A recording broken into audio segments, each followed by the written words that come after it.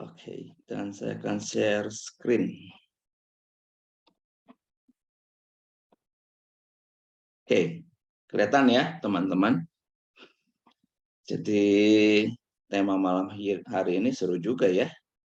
Healthy sex, seks yang sehat, kemudian berakibat kepada happy life.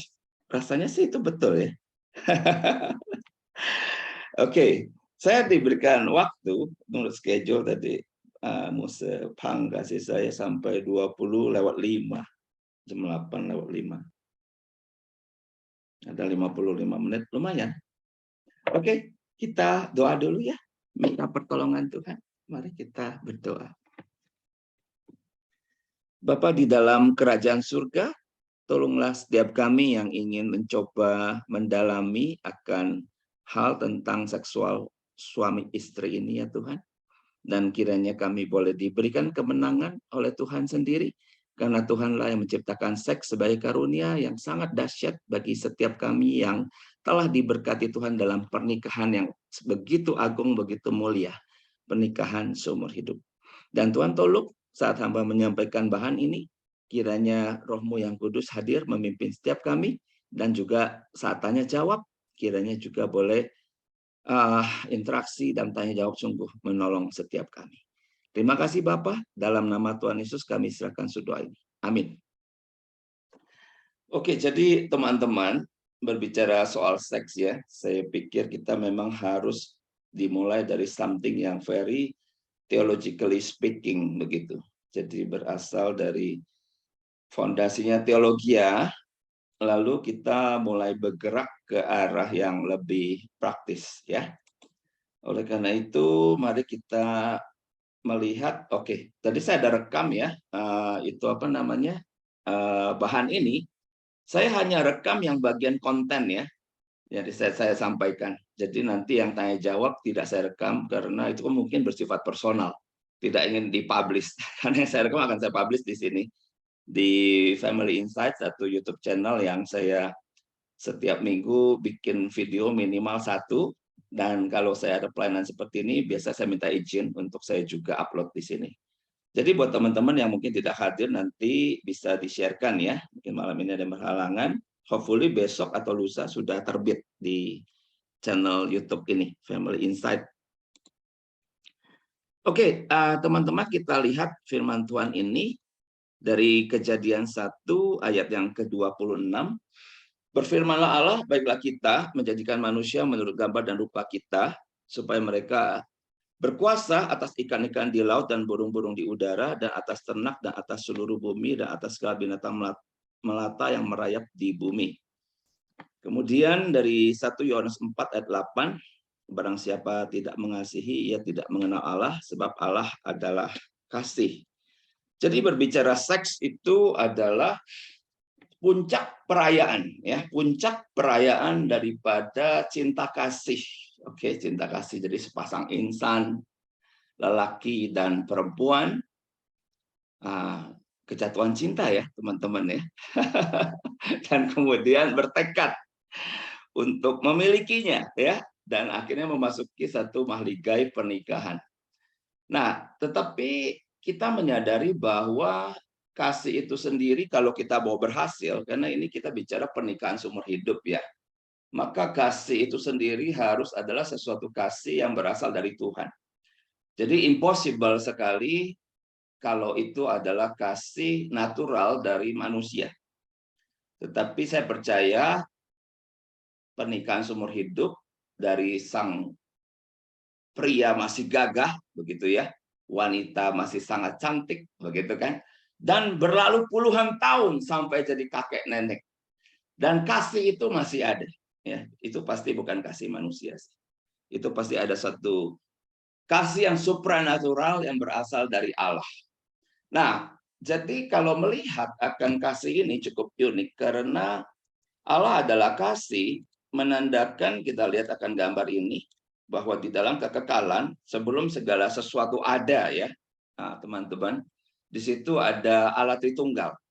Jadi ada Allah Bapa, Allah Anak, dan Allah Roh Kudus yang saling mengasihi. Karena kasih selalu membutuhkan objek di luar dirinya untuk dikasihi. Tidak mungkin saya mengasihi diri saya sendiri.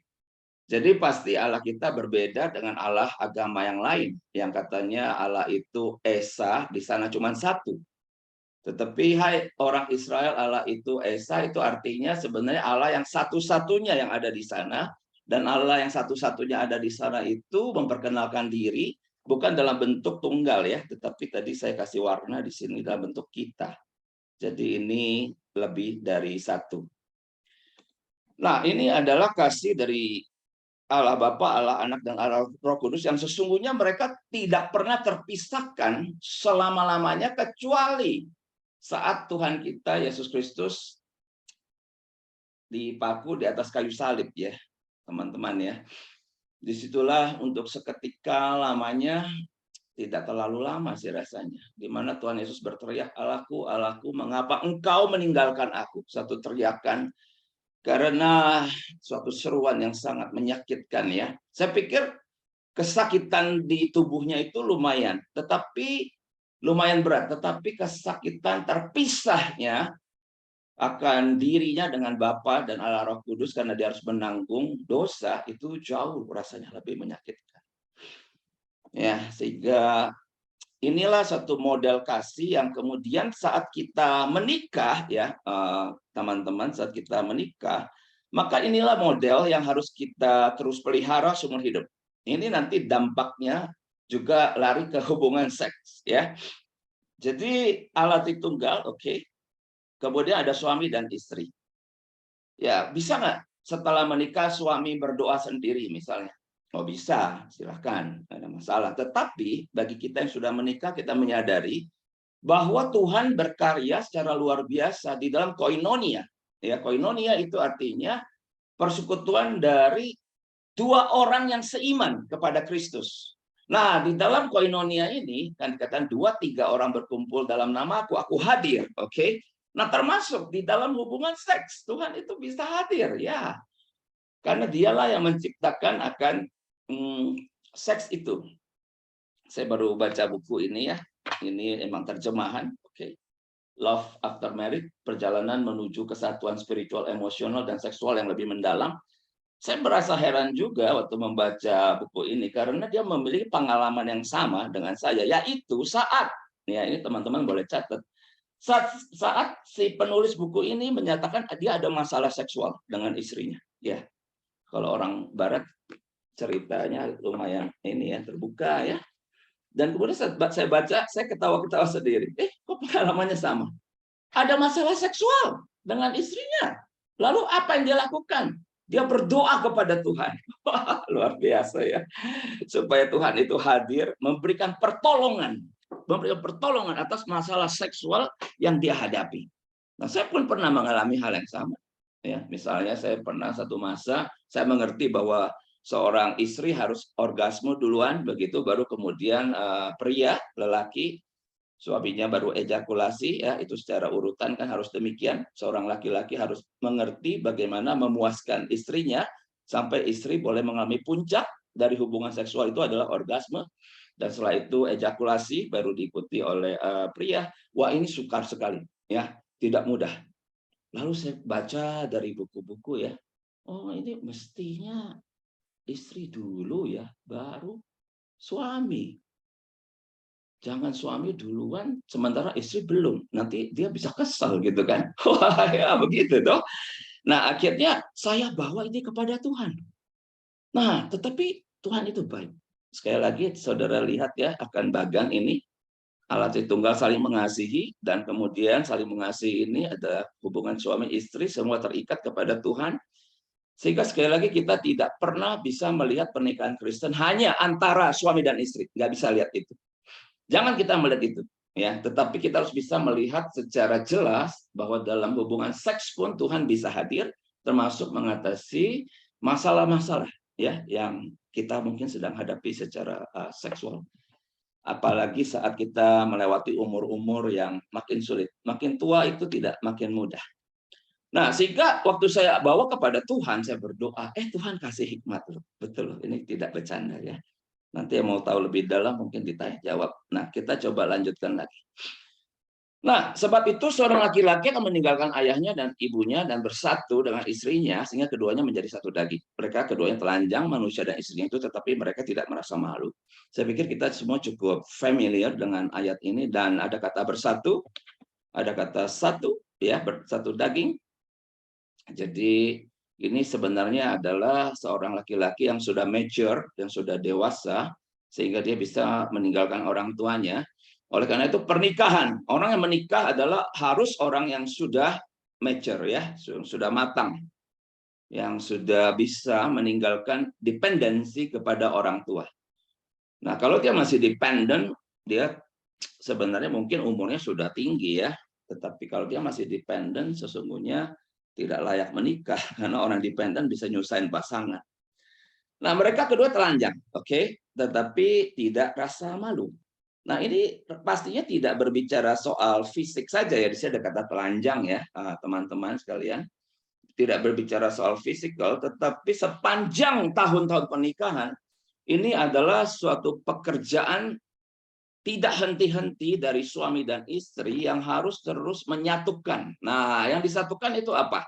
Nah, di sini, ya, kita melihat suami istri bersatu. Yang pertama kerohanian. Oke, saya sambil kita lihat, saya mau tanya, kapan Bapak Ibu terakhir kali berdoa bersama? Ya, berdoa bersama. Saya tadi katakan suami istri doa masing-masingnya bisa sih. Tetapi ada janji Tuhan, jangan sampai direbut oleh iblis. Jikalau dua orang sepakat, ya, firman Tuhan itu, jikalau dua orang sepakat meminta apapun juga kepada Bapa di surga dalam namaku, itu akan dikabulkan. Itu luar biasa. Itu satu janji dari Tuhan, dan dua orang itu saya percaya itu adalah suami istri, ya. Kalau dikatakan 2-3 orang, nah kalau suami istri udah biasa berdoa bersama, nanti ada anak, ini tinggal bergabung. Dalam keluarga kami itu ada family altar, di situ kami berdoa berlima karena anak saya 3, ya. Jadi kerohanian ini mesti terus disatukan karena mengandung janji yang sangat luar biasa, loh. Sangat luar biasa. Saya berkali-kali mengalami pertolongan Tuhan saat doa sepakat. Sepakat artinya apa? Artinya kalau suami berkata iya, istri bilang iya. Mungkin istri bisa tidak terlalu setuju, tapi dia belajar untuk submisif. Karena submisif ini juga adalah bagian daripada iman yang aktif kepada Tuhan Yesus, ya, kepada Tuhan yang telah memanggil dia menjadi istri. Dan juga jikalau suami berkata tidak, wah, ya, sekali lagi, istri bisa saja tidak mengerti. Kenapa sih kamu berkata tidak? Basically, suami istri itu harus senantiasa menyatukan pikiran. Ini yang nomor 2, ya. Menyatukan pikiran, jadi sering ada diskusi, kongko. Tapi sayangnya memang karena suami istri sama-sama pinter, sama-sama S1, begitu, ya, sama-sama ada pengalaman. Punya diskusi bukannya menyatukan pikiran, ya, malah ribut gitu kan. Ini yang repot. Nah, kalau sampai ribut, perang dingin, diam-diaman, ini yang terdampak ke nomor 1. Dan itu iblis sudah menang. Iblis ketawa-ketawa, ya. Silakan kamu ribut terus, ya. Sampai diem-dieman 2 bulan, 3 bulan nggak usah ngomong. Nggak perlu lagi juga doa bersama. Nah, kalau seperti itu, iblis sudah menang. Jangan kasih iblis menang. Kita mau terus suami istri bersatu, apapun juga yang lebih takut akan Tuhan, antara suami atau istri, turunkan ego. Turunkan ego. Say sorry. Kita tidak memenangkan masalahnya, kita memenangkan relasinya. Ya, juga emosi, ini harus disatukan. Artinya, coba saya tanya lagi, ya, kapan Anda para suami menanyakan perasaan istri Anda? Hello my darling, gimana perasaan kamu hari ini? Baikkah? Pernah nggak nanya, kita sudah nikah 20 tahun, kamu senang nggak sih ikut aku? Atau kamu sengsara ikut aku? Coba ditanya. Suami tanya istri, istri juga tanya, ya, kepada suami, ya. Nah, dari kerohanian, pikiran, dan emosi ini juga bersatu, seperti tadi kata kita, marilah kita menciptakan manusia menurut gambar dan rupa kita. Itu muncul satu kehendak. Ini penting. Ya, ini penting karena ini semua sangat related, ya, garis bawah, related kepada soal seks. Kalau ininya berantakan, jangan harap hubungan seks itu menjadi sesuatu yang menyenangkan. Mungkin terjadi, tetapi tidak dinikmati. Karena tidak terjadi penyatuan. Bisa tidak terjadi penyatuan, bisa lah. Hubungan seks itu ansih, kita tahu. Seorang laki-laki tertarik kepada wanita, di mana dia tertarik lalu berhubungan, ada istilah one night stand hari ini. Terjadi hubungan seks, tapi terjadi penyatuan tidak. Tidak kepada yang demikian. Itu adalah bagian dari nafsu tanpa love. Sedangkan jika ada love, dan kita mengerti suami istri Kristen malam hari ini pasti diberkati di gereja, artinya sekali lagi, love itu menjadi sebuah fondasi, maka penyatuan itu adalah suatu keharusan yang harus diperjuangkan seumur hidup. Nah, baru akhirnya seks itu menjadi nikmat. Ya, Bapak Ibu ya, di titik ini. Nah, bagaimana menyatukan suami istri? Waduh, oke, dari tadi saya udah ngomong love, love, love. Nah, ini ada the triangle of love ya. Nah, teman-teman coba perhatikan. Ini dari seorang profesor di Harvard University. Saya just kutip aja, dia menyatakan bahwa love itu ada tiga garis itu ya, 3 dimensi. Mari kita coba perhatikan satu demi satu. Karena jikalau saudara betul-betul bisa menghayati ya akan hal ini, saudara betul memenangkan hubungan seks itu sendiri. Oke. Karena hubungan seks itu sendiri yang bergairah, yang menyala-nyala itu adalah sebenarnya suatu akibat saja. Akibat daripada ketiga titik ini ya, ketiga garis ini. Kita masuki satu demi satu. What is intimacy? Nah, intimacy itu sebenarnya suami istri itu yang pertama, ini ada 3 poin ya, teman-teman. Jadi yang disebut intimacy itu sebenarnya adalah suami istri yang akrab. Oke, suami istri yang akrab. Akrab itu artinya apa sih? Artinya saat misalnya suami istri duduk berdua ya di ruang tamu kah, atau dalam perjalanan di mobil gitu ya, bisa kebayang di mobil, di ruang tamu atau di ruang keluarga atau di ranjang Anda gitu. Nah, itu akrab, artinya masih terjadi suatu keramahan, ada percakapan ringan, ini di nomor 1. Ya. Dan ini sesuai dengan firman Tuhan dari Efesus 4 ayat 32, tetapi hendaklah kamu ramah seorang terhadap yang lain, penuh kasih mesra dan saling mengampuni, sebagaimana Allah dalam Kristus telah mengampuni kamu. Dan biasanya ini aneh sekali ya teman-teman, coba kita peka, kita self-reflection ya, coba kita keluar dari diri kita, lalu melihat ke dalam, oke, melihat ke dalam, melihat diri kita sendiri. Aneh sekali kenapa ya, kalau kita sama orang di gereja itu bisa ramah ya. Kita dengan teman-teman naik sepeda atau hobi, kita ramah loh. Dengan teman-teman di kantor, kita ramah. Tapi coba tanya kepada diri kita sendiri. Kita kalau di rumah itu ramah tidak? Ya, artinya apa sih ramah itu di rumah? Ya artinya tidak mengizinkan jika suami istri ada satu ruangan, dua-dua main handphone, gitu ya. Jangan diizinkan ada keheningan yang mencekam. Jangan. Pagi-pagi waktu bangun, suami lewatin istri lagi masak, jangan izinkan mulut kita diam. Kita say, hello, selamat pagi. Sudah bangun? Ah, gitu kan. Istri lagi masak, oh sudah. Kamu baru bangun? Iya. Masak apa? Masak telur. Oh oke. Gitu ya. Nah, hubungan seks yang hangat di malam hari itu dimulai dari sana, teman-teman. Kalau suami istri diam-diaman, malamnya mau hubungan seks, alah, itu pemaksaan, gitu ya. Seharian diam-diaman, nggak ada senyuman, muka serius, gitu ya. Kalau ngomong yang penting-penting, tapi malamnya mau hubungan seks, itu saya katakan pemaksaan, ya tidak ada kerelaan. Tetapi kalau dari pagi ada keramahan, lalu bayangkan. Pergi antar anak sekolah. Sekarang udah bisa ya, saya tiap pagi suka antar anak sekolah juga. Kadang Liana, kadang saya, kadang juga berdua. Di mobil ya ngobrol dong. Ya tuh. Masa di mobil diam aja sih? Tapi malam mau hubungan seks begitu? Gak bisa. Kita dari pagi itu di mobil pun kita udah hahaha hihi haha. Bukan hanya pada saat itu mau hubungan seks, bukan. Tetapi ini menjadi habits, ya, menjadi kebiasaan, menjadi sebuah struktur kehidupan dari keluarga yang sehat. Bahwa dalam keluarga yang sehat ada suami istri yang ramah dan banyak percakapan ringan. Percakapan ringan itu apa sih? Itu artinya percakapan yang kalau kita ngomong pagi, siang udah lupa. Kita ngomong siang, malam udah lupa. Dia itu ringan sekali. Sehingga kita tidak ingat lagi, tadi siang kita ngomong apa ya? Tapi emosinya itu membekas. Emosinya apa sih? Emosinya itu yang teringat adalah kehangatan. Ya, ada kedekatan. Ya. Saya kalau disuruh ingat-ingat, tadi pagi saya ngobrol sama istri saya di meja makan sambil kita ngopi berdua. Setiap pagi itu sebuah kebiasaan kami.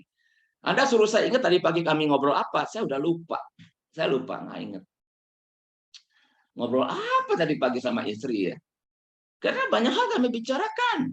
Tetapi emosinya masih ada di sini. Emosinya apa, teman-teman? Emosinya riang. Rasa senang gitu, rasa happy. Ya. Rasa ada teman gitu, ada sahabat. Oke. Nah, suami istri ramah dan banyak percakapan ringan, maka sentuhan non-seksual terjadi secara alamiah. Oke, ini wanita senang sekali sentuhan non-seksual. Memegang tangannya. Anda jalan-jalan di mall, udah bisa jalan-jalan di mall ya, masih pegangan tangan nggak teman-teman? Cak Lontong bilang, kalau dia jalan-jalan di mall, dia pasti pegang tangan istrinya. Nggak mungkin dia nggak pegang tangan istrinya. Soalnya dia khawatir kalau dia lepas, istrinya pergi belanja sampai dia bangkrut. Jadi dia pegangin terus. Nggak ya, bukan itu ya maksudnya ya teman-teman ya. Jadi dipegang, iya dong. Ya, apalagi kalau dia mau nyeberang jalan tol ya. Itu juga dipegangin ya. Nah, teman-teman, ada sentuhan non seksual ya, memegang tangan. Kita ini orang-orang Chinese background ya, suka dingin sekali. Iya. Jadi seolah-olah punya mindset yang gitu-gitu kan budaya barat gitu. Kita ini kan orang timur, gak ada tuh pegang-pegangan tangan. Oh.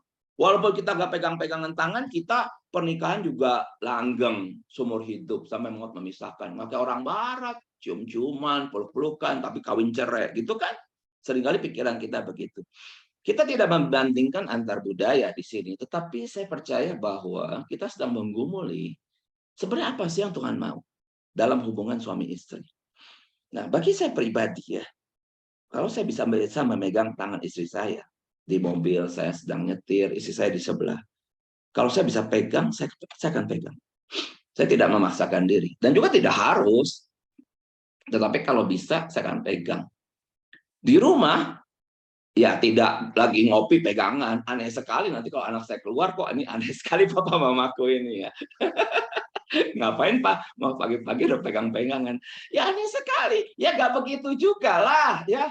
Tetapi saya ingat, kalau saya jalan, kayak kemarin saya ingat di rest area, ya kami baru pulang dari Lampung naik pesawat ke Cengkareng, lalu naik travel ke Bandung di rest area, saya selalu ngerti. Saya kadang jalan lebih cepat dari istri. Saya jalan lebih cepat, tak gitu. Istri saya di belakang. Saya berhenti. Saya tungguin. Pada sebel juga sih nungguin dia tuh. Saya nunggu, lama bener jalannya. Pegang, saya tunggu ya. Sampai akhirnya mendekat, saya pegang. Saya pegang ya dia elus-elus gitu kan. Nah kalau kayak gini ya, saya kasih tahu ya. Itu supaya istri itu sangat ready loh untuk hubungan seks ya. Jangan Anda nggak pegang-pegang, malam-malam main sikat. Waduh, semua wanita teriak kalau kayak gitu ya. Nah, berpelukan ada, ya, berpelukan. Saya kalau bangun tidur itu, saya biasa bangun tidur lebih dulu sih dari istri saya. Di sofa bawah saya udah baca Alkitab, saya worship, saya doa. Nggak lama kemudian istri saya nyusul. Kemudian saya gini, gitu ya. Nah, istri datang, pelukan, kayak Teletubbies. Ya begitu ya, mengelus pundak gitu. Bayangkan, dari pagi hari kita melakukan hal itu. Teman-teman kalau mau coba hal ini, sesungguhnya saya mau katakan tidak terlalu sulit memulai satu hubungan seks yang bergairah. Ya. Nah, ini tadi satu, suami istri ramah dan banyak percakapan ringan ya. Nah, yang kedua, intimasi itu juga adalah di level kedua komunikasi. Tadi kalau level komunikasi yang pertama, ini yang kedua adalah suami istri memetakan dan menyelesaikan masalah. Oke. Teman-teman, life is the series of problem ya. Jadi hidup itu serial daripada masalah. Suami istri harus jadi teamwork. Jadi teamwork bersatu tadi, kerohanian, pikiran, emosi, kehendak menjadi teamwork untuk mengusir masalah. Setelah masalah itu datang, kita usir, bukan berarti hidup itu kemudian menjadi enteng. Tidak, masalah yang lain datang. Terus, life is the series of problems ya. Sehingga dengan hadirnya masalah, suami istri memetakan masalah melalui komunikasi, mencari solusi. Kalau tidak ada solusi, datang kepada Tuhan, berdoa, mengusir masalah. Ya, jadi begitu ya. Terus begitu. Itu adalah suatu pengalaman trinitarian tadi lagi. Pengalaman tadi segitiga di awal yang tadi saya telah sampaikan. Ada kalanya masalah kita nggak ngerti jalan keluarnya. Tapi bagi saya pribadi, saya punya Tuhan yang hidup. Saya sampai hari ini mencoba menghidupkan ya pernikahan yang trinitarian tadi. Jadi di dalam hubungan saya dengan Liana itu ada Allah Tritunggal. Nah, artinya ini penting sekali. Kita barusan melewati masa pandemi ya. Pandemi barusan sudah menepi, tetapi apakah ekonomi akan bangkit? Khususnya ekonomi keluarga kita masing-masing. Bagaimana, teman-teman? Saya tidak tahu bagaimana situasi ekonomi teman-teman sekalian, tapi yang jelas hari-hari ini saya percaya suami istri harus duduk bersama, memetakan masalah yang ada, berapa sisa uang tabungan di bank, penghasilan dari mana saja, berapa pengeluaran dari uang sekolah, makanan, apapun, dan kemudian mulai meminta pertolongan Tuhan. Ya. Nah, kenapa sih ini harus? Kenapa harus menyelesaikan masalah? Karena ini, jika ada masalah tak terselesaikan, gairah seksual biasanya padam. Iya, padam.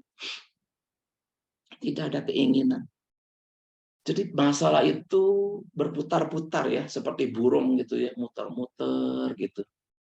Lelaki juga bisa layu loh. Ya, karena hubungan seksual itu butuh effort.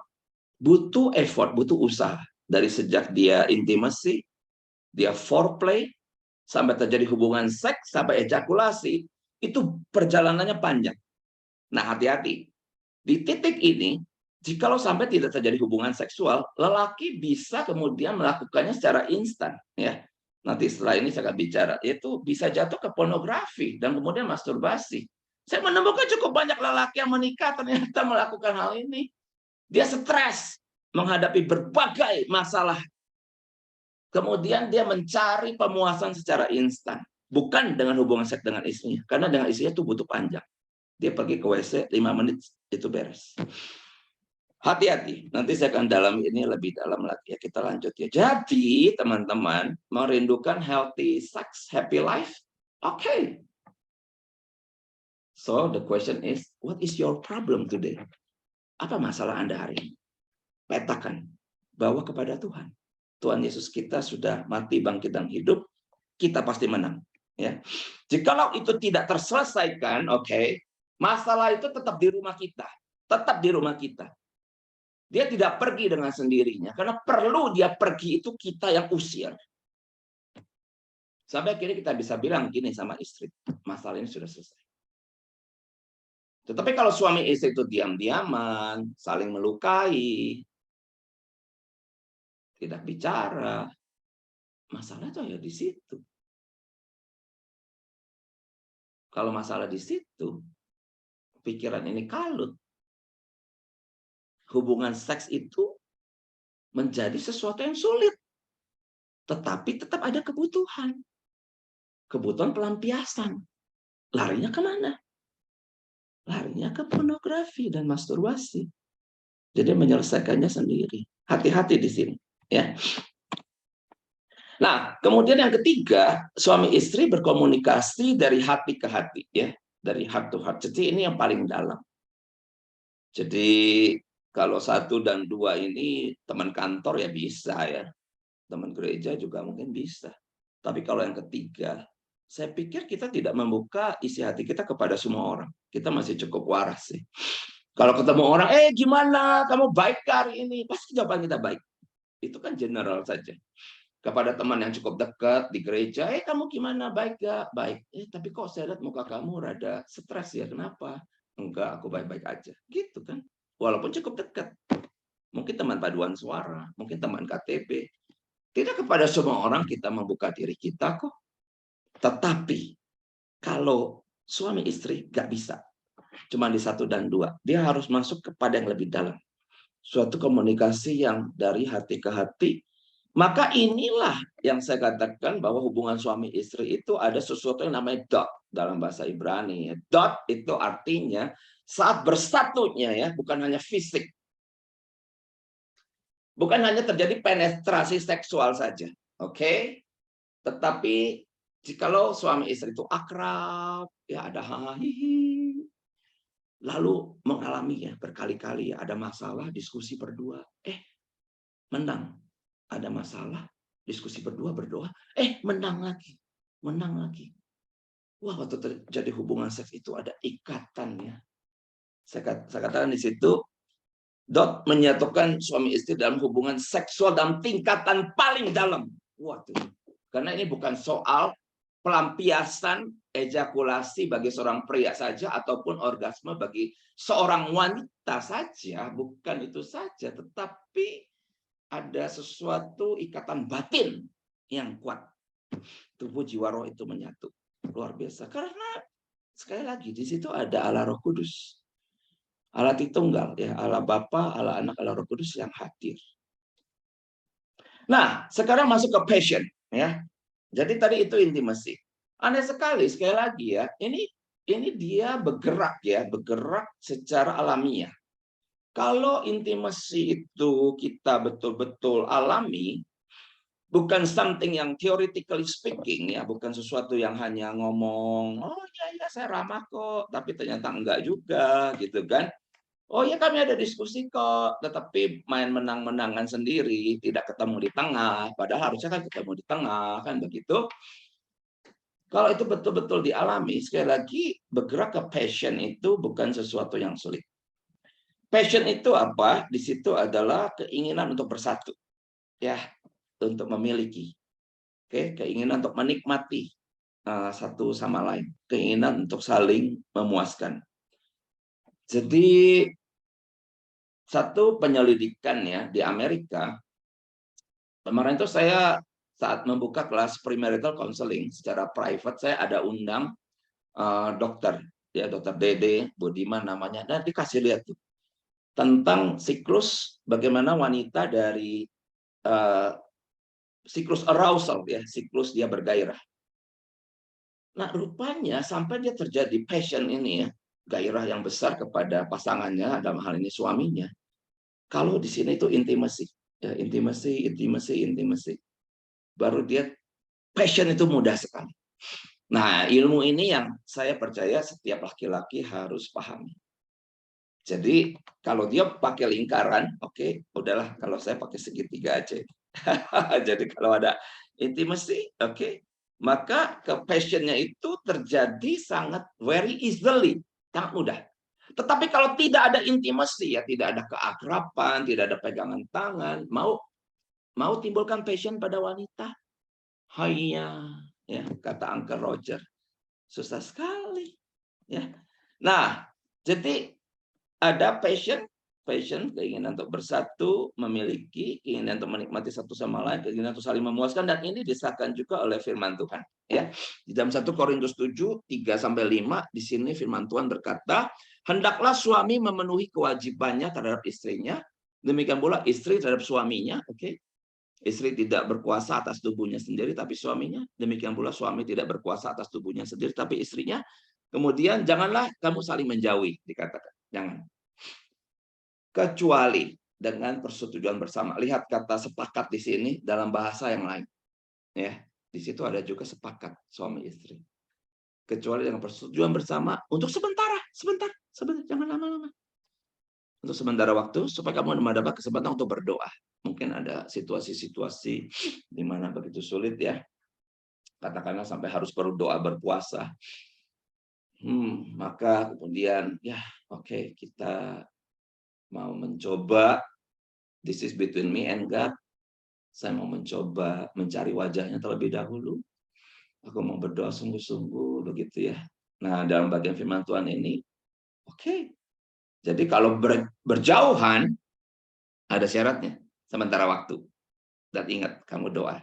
Karena kalau enggak, bahaya. Sesudah itu hendaklah kamu kembali hidup bersama-sama supaya iblis jangan menggodai kamu karena kamu tidak tahan bertaraf, ya. Tidak tahan untuk menahan hawa nafsu yang memang ada secara alamiah pada diri kita karena kita ini sexual being, ya, sexual being yang basically kalau kita sehat, suami atau istri sehat, jikalau kedua-duanya sehat karena kita sexual being, maka sesungguhnya kita menyukai akan hubungan seksual. Tapi kalau kita sakit, kita sedang lemah, kita tidak menginginkan akan hubungan seks itu. Oke. Nah, setelah itu akan muncul komitmen, ya. Komitmen itu apa sih? Kita melihat daripada Tuhan, ya. Memang pada awalnya itu kalau di dalam pernikahan Kristen, ya, saya percaya ini ditaruh pertama, ya, karena di dalam pernikahan Kristen itu komitmen ini adalah janji nikah, ya, janji nikah. Saya ingat kata-katanya adalah kan begini kira-kira, saya Cangku Eva mengambil engkau Liana sebagai istriku, mengasihimu, hidup bersamamu saat senang, susah, bahagia, tidak bahagia, sehat, sakit, sampai maut memisahkan kita. Waduh, itu masa yang sangat panjang. Itu komitmen. Oke. Nah, setelah itu akhirnya kita boleh, ya setelah semuanya selesai, ya, bisa merayakan hubungan seksual itu. Nah, tetapi dalam triangle ini, teman-teman, komitmen itu adalah sebenarnya bukan hanya ucapan masa lalu, ya. Saya mau tegaskan, ya, teman-teman. Tetapi suatu tindakan-tindakan baru hari ini, komitmen itu, ya, tindakan-tindakan baru hari ini yang pasangan bisa rasakan. Ya. Jadi komitmen itu bukan cuma ucapan masa lalu. Saya pernah berjanji kepada kamu. Bukan itu saja. Tetapi komitmen itu adalah tindakan-tindakan baru hari ini yang terus kita perbaharui. Apa sih? Ya yang tadi itu, yang saya udah ngomong di awal. Bahwa suami istri pagi-pagi masih menyapa. Jangan istri didiemin, dilewatin. Atau kalian konflik, mendiamkan pasanganmu berhari-hari. Itu artinya kamu kehilangan komitmen gitu loh.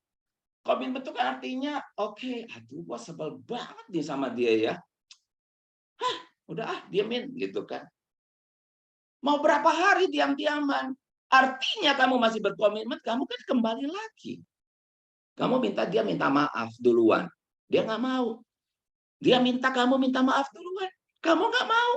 Sekarang siapa yang mau minta maaf duluan?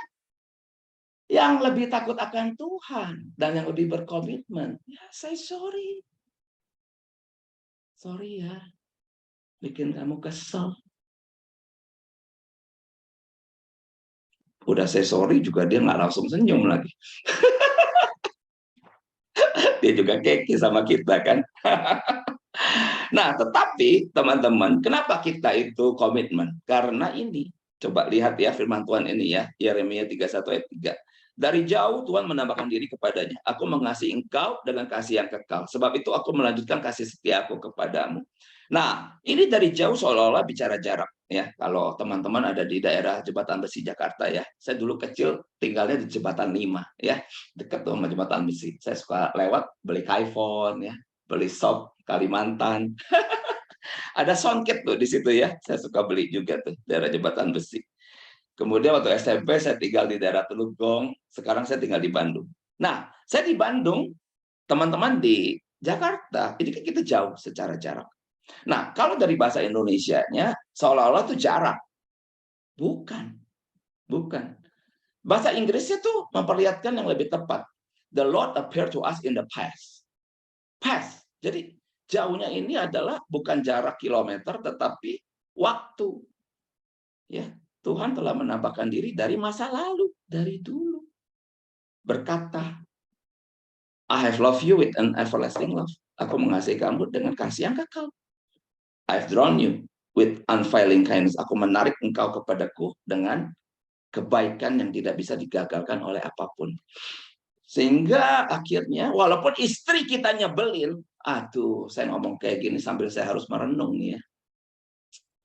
Iya, kadang-kadang istri saya nyebelin. Kadang-kadang saya pun menyebalkan bagi istri saya. Saya dia dirasa banyak tuntutannya, banyak maunya. Tetapi orang-orang yang berkomitmen, dia ada kira-kira ya, ada tiga tanda itu. Teman-teman boleh catat. Tanda yang pertama, dia tetap akan memberikan terbaik bagi pasangannya. Tetap memberikan terbaik bagi pasangannya.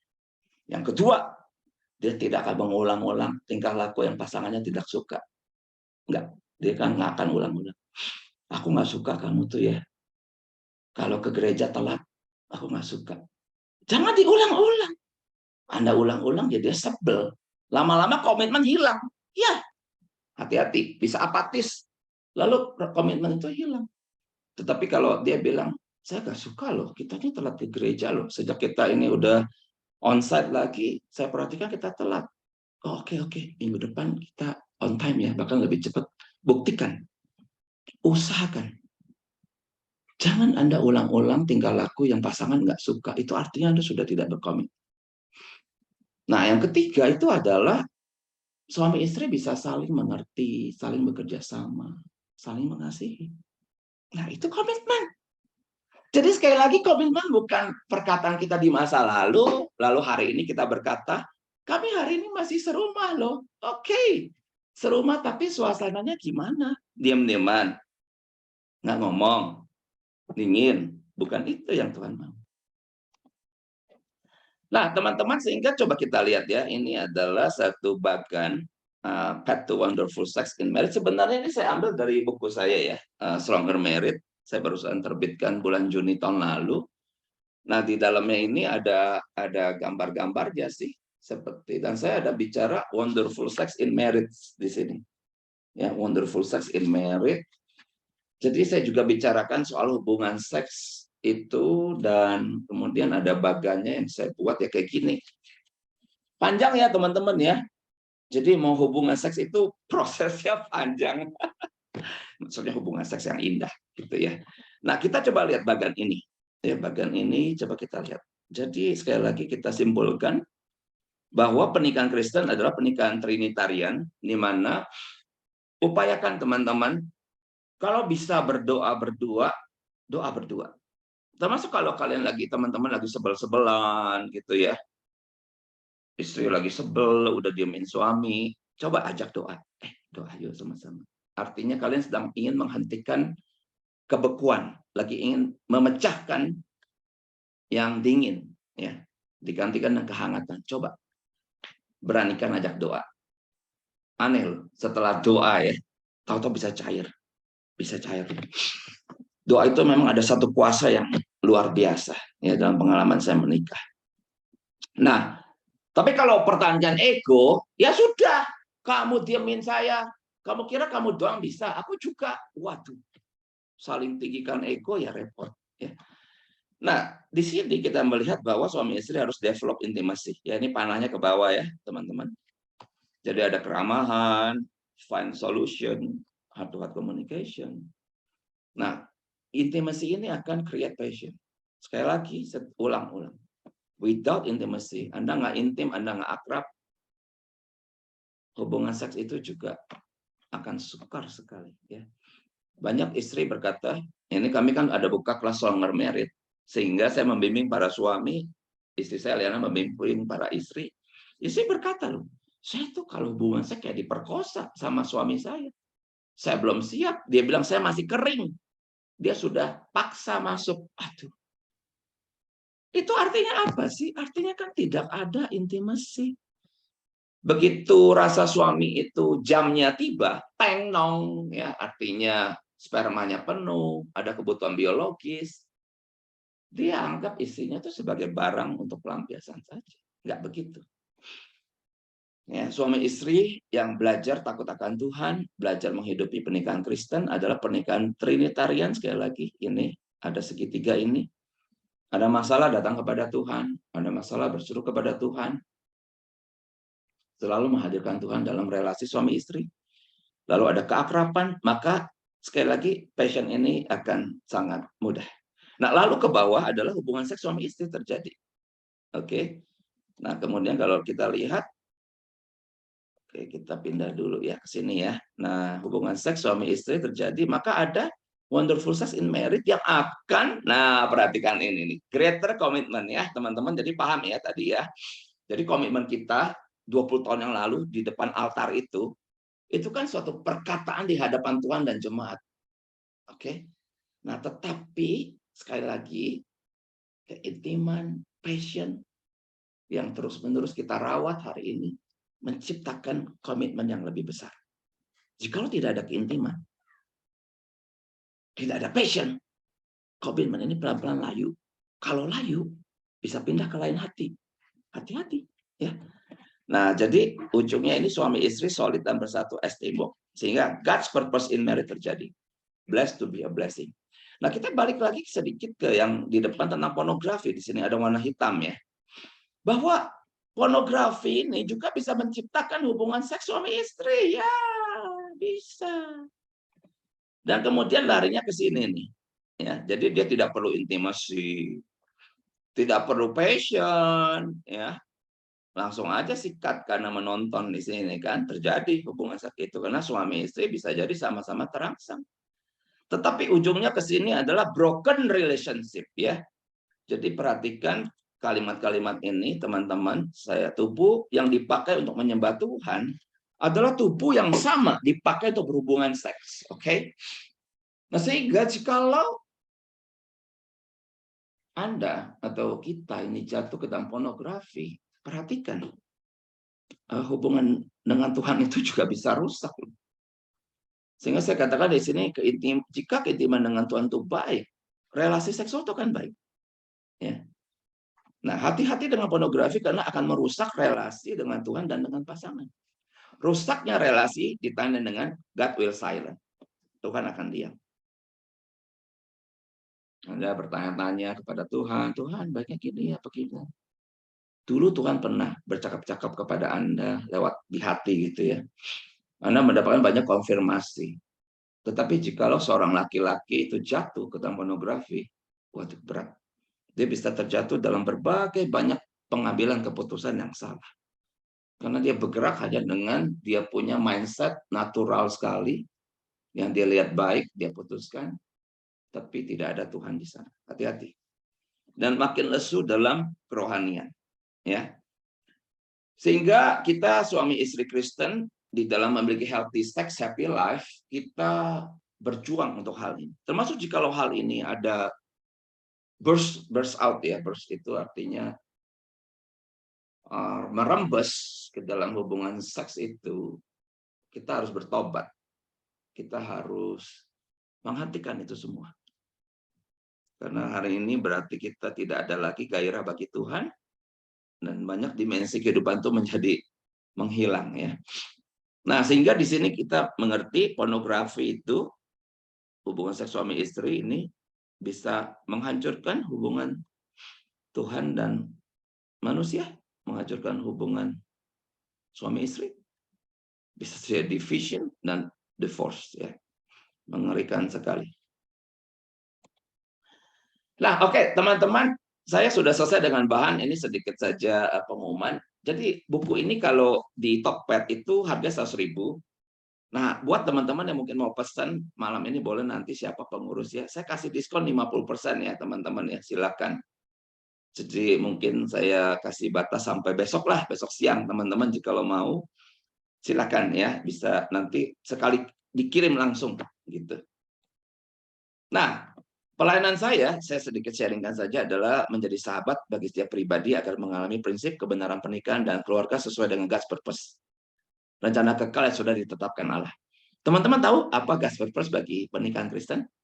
Itu adalah suami istri menjadi rekan sekerja Allah, menjadi berkat bagi banyak orang. Ya, jangan sampai ini digagalkan karena emotional divorce ataupun karena konflik yang tidak selesai-selesai. Sehingga rencana Tuhan bagi kita untuk menjadi berkat bagi banyak orang terhenti. Nah, pelayanan kami, jika ada yang merasa ada masalah, bisa ada Zoom counseling, ada pembinaan pranikah, private online, dan ada Stronger Marriage private online class. Oke. Nah, sekarang kita masuk ke tanya jawab ya, tepat sudah jam 8:05. Teman-teman juga bisa kalau nanti umpama misalkan kalau katakanlah ada yang merasa ingin bertanya, tapi di forum ini rasanya nggak terlalu nyaman, ini ada WA saya. Saya biasa suka menjawab sih setiap WA yang masuk ya. Kemarin saya pergi ke Lampung 1 minggu, ada seminar Pak Sutri, dan setelah itu saya pulang ada dari Pak Sutri yang WA. Saya tidak langsung jawab, ya saya baca dulu, saya jawab besoknya. Ya, besoknya saya jawab. Sebaik mungkin saya jawab supaya teman-teman mungkin yang dalam pergumulan boleh ada pertolongan yang nyata gitu ya teman-temannya. Oke, saya selesai dengan bahan ini. Mungkin dari sana ada teman-teman yang masuk ke tanya jawab, berarti sebentar saya akan stop dulu ya rekamannya ya. Stop share dulu, lalu akan